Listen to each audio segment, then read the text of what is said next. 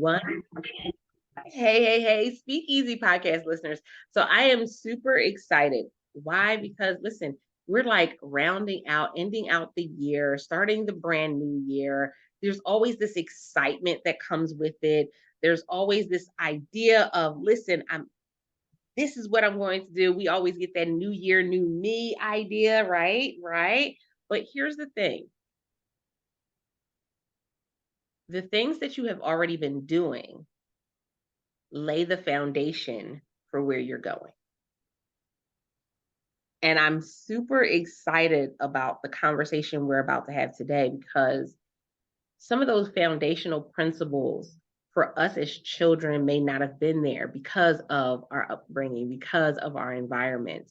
So how do we tap back into some of those things?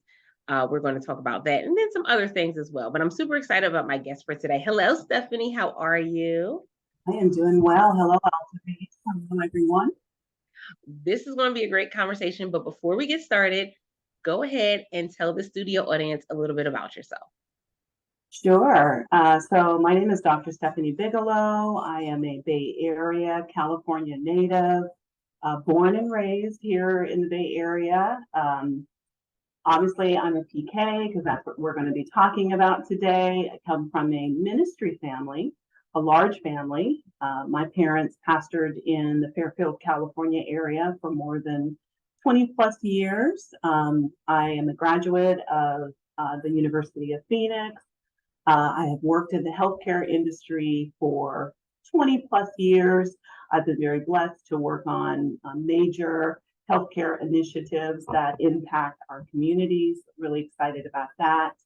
I'm married. I'm a mom of two brilliant young adults, and that's a little bit about me. You know, I love the Lord. I love people. I love ministry. I love connecting with people. So that's my story, and I'm going to stick to it. So the reason why this was so exciting for me is because myself growing up in the church as well, I know that there are like some key elements and some key foundational principles that have really stuck through me, even in the moments where I may have walked away from the church and then come back, even in the moments where things were like topsy-turvy. And I know that people are in a space and place where they're kind of trying to redefine what their life is supposed to look like, what relationships are supposed to look like, what success is supposed to look like. So, speak to that a little bit. When you think about the foundational things that still hold true for you today, what are maybe like two or three of those things? Yeah.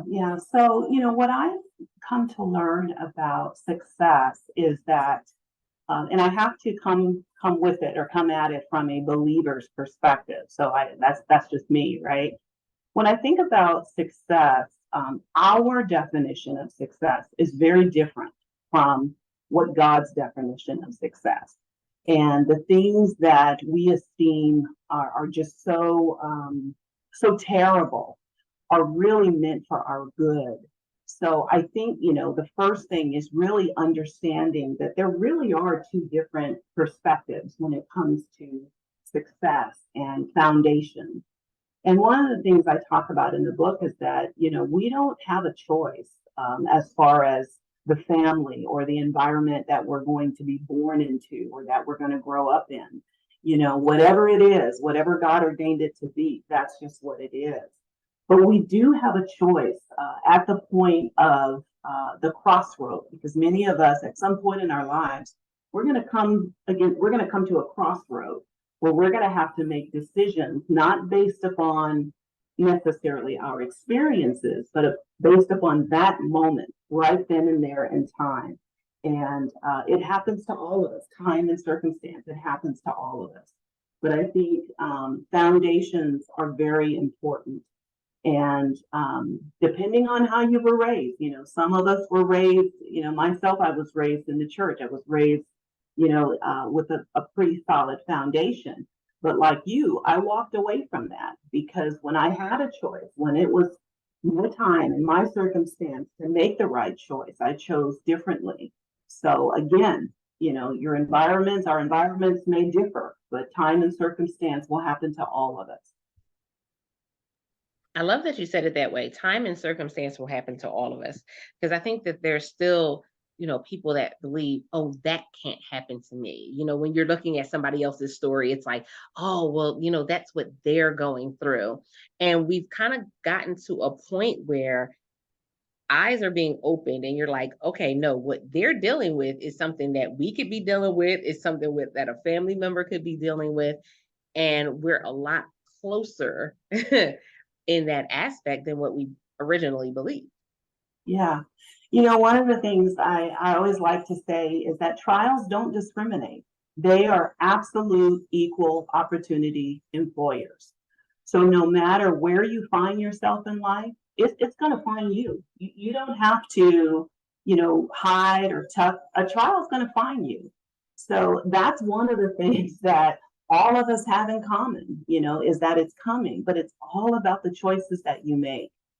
Someone once said that life is really 5% what happens to you, but it's 95% how you respond. Most definitely. So, okay, so now we fast forward to deciding to write the book. What was the inspiration for you to write it?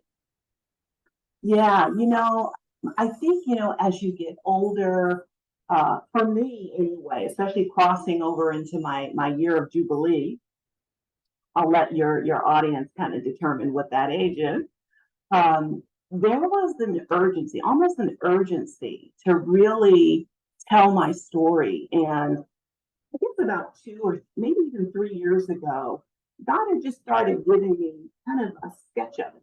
And I started sketching out the different chapters. I didn't have all the content at that time. I wasn't really thinking about writing it. I was, kind of dipping my toe in the pool and just sketching out my outline. But then COVID happened and the world changed and perspectives changed. And I crossed over into my year of Jubilee. And there just became almost a sense of urgency. Whatever I'm going to do, whatever I'm going to do for the Lord, whatever I'm going to do in the kingdom, do it now. Now is the time. It's not a time to wait because someone needs to hear your voice. My story is different from your story. That's different from someone else's story. And the beauty in writing a book, especially about yourself, is that it's never been done. And it's your story, and no one can take that away from you. No one can say, well, that's not right. Well, you didn't go through that. Well, you didn't experience that because it's your story. So there was an urgency for me to write the word and write the vision and make it plain. And that's what I did. I simply gave God my yes. And when I gave him my yes, he began to fill in those blanks. He began to fill in the content for those outlines. That's knowing and looking at my own journey in, publishing books. I can say that every single time that there has been either an anthology or a book, and God has said, okay, well, this is the idea, this is what it's going to be about. And you go in the beginning, you really want to talk about that? Oh, and then you start to see things kind of fall into place. As get to that point. And then, man, one of the things that I know that I've experienced and some of the other authors that I've spoken with have experienced is then you go, yes. Yeah. And then it seems like you just started a whole hurricane of stuff that comes with that yes. Absolutely. It is. It's like a domino effect, you start and it actually becomes very therapeutic. And I didn't realize that writing could be therapeutic. There were times I would sit at my computer and as I was writing, I would stop and I would get reflective and think about, wow, God really did that for me, or wow, I really did that, or wow, I really said that, or I went through that. And it takes you back, as you said, it takes you back in places and time. And it's good. It's a good thing. It's good to be reflective and look over your life and see what the Lord has done. And we don't often get to do that, even when the scripture tells us to meditate on his goodness. Sometimes we find ourselves, thinking, oh, well, yeah, I remember when when God did this for me, he did that for me. But when you're writing, it gives you the opportunity to really be reflective and really think about it. I mean, really pause and think about it. And sometimes you'll bring things back to your remembrance that you forgot about. It's like, oh, I forgot about that. And sometimes I would find myself writing and crying and thinking about how I felt or how different circumstances made me feel. So it's an experience that I can't really describe. I'm sure that you know, but I can't really describe it because it's methodical, it's exhilarating, it's weird at times. So it's all of those things. Oh, yes. When you said it's weird, I was like, yes, yes, it is. I've definitely had some of those moments where I just go, are you sure? Like, maybe I just needed a nap, and that's what all this is. All of this is stemming from. Not necessarily that you told me to do this, but I know that on the other side of it as well, it's been an amazing experience because when it's gotten into the hands of people, Yes. you never could have imagined it. We don't know. We don't know whose lives we're going to touch and whose lives we're going to impact simply by giving God a yes, simply by just doing what he's asking us to do. And I always think about Jesus. Like, what if he at some point changed his mind? What if he said, this is too hard? You know, what are people going to think about me? I can't do it. And what if he stopped and he paused and he didn't finish his course? You know, and that's the one thing that continued to give me strength to just keep going. On those days where I worked all day and I was tired and I didn't feel like writing, that's what gave me my strength to keep going. I said, you know, if Jesus can finish his course, I could finish this little book. I could finish my little story because you don't know who you're going to impact. You don't know whose life you're going to change. And, you know, it's just so interesting how God brings us through different things so that we can tell it, so that we could be a witness. And the scripture says that we overcome by the blood of the Lamb and by the word of our testimony. But if we don't tell it, we don't overcome, and neither does the person that would read it or hear it. So we have to tell it. It behooves us to tell Yeah. Now, thinking about all of the different demographics, the different age groups, who would you say you want to put this book in the hand of? Like, you would literally love to go up to a group that is this particular demographic and just hand them books and say, this is the seed that I'm sowing. Yeah. When I think about my PK journey, I would have loved when I was an adolescent and I was a PK and I was feeling different, not fitting in and not blending in and having this different lifestyle. I would have loved to have a book like this. I think it would have prevented a lot of bad choices that I made. It would have, and I'm just one can only assume, it would have prevented me from perhaps even walking away from the Lord at some point. So if I could narrow it down to an age group or a demographic, I would say young people that are currently PKs and they can't really get out because they're minors, but they're in it and they're feeling, you know, why do I have to go through this? Why does my family have to be different? How come I can't participate? Well, let me tell you why. That's interesting too. And so for those of you Speakeasy podcast listeners, if you're saying what is a PK? It's a preacher's kid. And I know sometimes some people are like, what is that now? Yeah, yeah. Um, It and just when we can't. think about it, when you're in that age demographic, man, you don't have control over anything. That's right. Except sometimes you feel like the only thing you have control over is your body. Mm. And so we see that that's where a lot of people, and that's just in general, but when we talk about that particular demographic, yeah, you have control over your body. So I'm gonna do whatever I need to do or whatever I want to do with my body because that's obviously the only thing that I'm able to control, because I can't control when and where I go to church. I can't control, you know, what happens at the home, like so many different things. And then also, there are so many PKs that are dealing with seeing two sides of their parents. Hmm. And that is a very difficult thing to handle, because it creates this mindset that I have to put on a mask in front of other people. Yes. But then when I'm home, I can be whatever. But when I'm out in front of people, I have to put on this mask. And for those of you who may not understand, so if you are a child, um, and you have a parent that is a minister, and this could be in any religious belief, but if you have a parent that's a minister, you will often there. I mean, there's been a lot of talk of those who have seen their parents in two different lights, one when they are ministering and then one when they're at home. And sometimes they can be very like differ completely from Yes. what people see as opposed to what people, what they see at home. And it can be very damaging. You're absolutely right, and there's good and bad with that, right? Sometimes, you see two different things that, where, your parents are on. I like to call it they're on. Okay, now you're on. And then when they're at home, they're off. You're hollering and screaming and fighting and doing all kinds of things. And as an adolescent, you don't realize that your parents are human.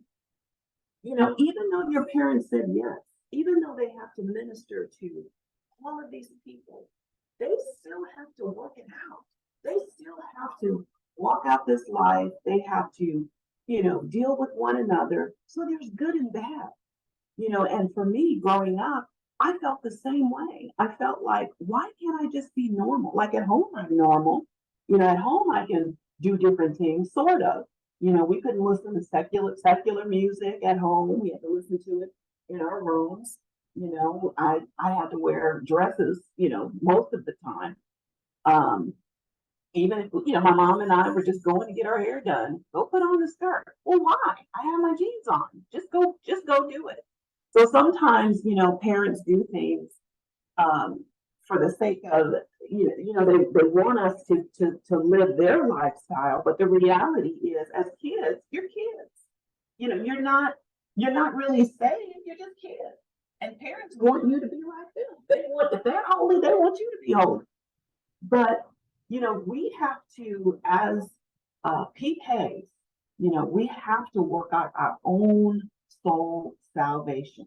It is an individual walk. And you don't really learn that until you get older, until you get out there and you have to figure it out and you have to go through some things and you have to tell God yes. You don't really understand that as you're a kid and as you're growing up.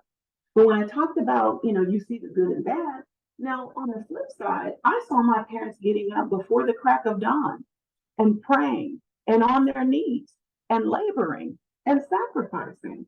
And, when I had a game, no, my dad wasn't there because he was at the church or he was, at a conference. So you see the good and the bad. But as you get older, you come to realize that it's all for your good. Whatever drives you to your knees, even if it's to say, Lord, my childhood was jacked up, I'm gone, I'm out of here, I'm walking away from the church. That was a good thing because it's driving you to your knees, it's driving you to your purpose. Speak Easy podcast listeners, I know you're like, oh my goodness, can it be? Oh, is it over already? It is. I know. Like such great information. But I think this is an episode that can speak to you no matter where you are, um, even if you're not a PK, because when we think about it, it's our experiences, it's the things that we've endured in life. Some of us have barely survived while others have thrived. And it always promotes questions in our mind. What if? Should I? Could I? Would I? All of those different things. And sometimes you just have to sit still and say, okay, let me tap in and look at somebody else's story and see what they were able to do, see how, what the outcome was for them, and see if there's anything that I can apply to my own story. And so, with that being said, Stephanie, let them know how they can reach out to you. if they're looking to kind of get to know you a little bit better, or if they are interested in getting the book as well. Sure. So you can visit my website at judahden.com. It's Judah, singular, plural, judahden.com. So check it out. So I have everything about the PK's Journey to Jesus. You can purchase a book, and my bio is there as well. So I'd love to connect with your listeners. I'd love to hear their stories. We definitely need to stay connected. I'd love to just come and talk about the PK's journey and relate to you and even pray with you because I understand. Most definitely. I think that's one of the most valuable pieces, Speakeasy podcast listeners, because I always want to make sure that you are coming in contact with people that want to see you grow. They want to see you take that step and elevate in life or in business.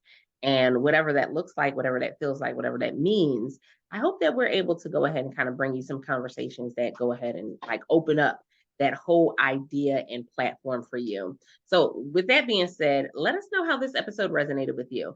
You can go ahead and leave a review on your favorite podcasting platform. Message me on Instagram at Altavis Unmuted, or listen, just share out the episode for sure. We definitely appreciate that as well. I am your host, Altavis Pelzer, and until next time, don't forget to press it out. See ya.